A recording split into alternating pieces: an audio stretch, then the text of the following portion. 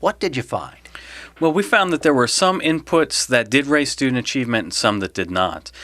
Two of the main ones that did not raise student achievement are higher per pupil expenditure and higher teacher pay. In a majority of studies, there was very little relationship between those inputs and student achievement.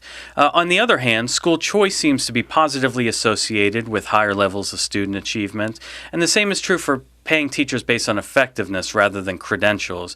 And these are things like merit pay, performance pay, incentive pay, all things that have been considered here in North Carolina for some time.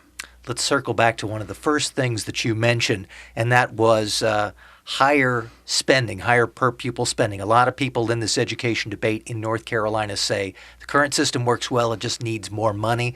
The research doesn't back that up?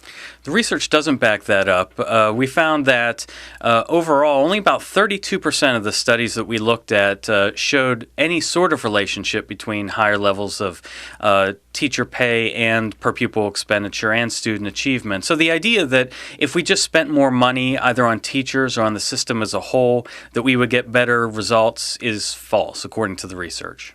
But the research suggests that ideas that lead to choice, both in both the public sector and private sector, are good? Yeah, we looked at studies not just in the United States, but internationally. You find in countries abroad, especially high-performing countries, have very robust school choice programs and have done a lot of research over the years on those programs. And so we examined whether there was a strong relationship between choice and student achievement, and we found that there was a positive association between the two.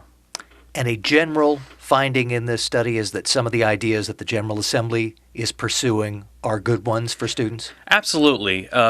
They're on the right track. The General Assembly is passing reforms to reform teacher pay, to look more about how we spend the money rather than how much we spend.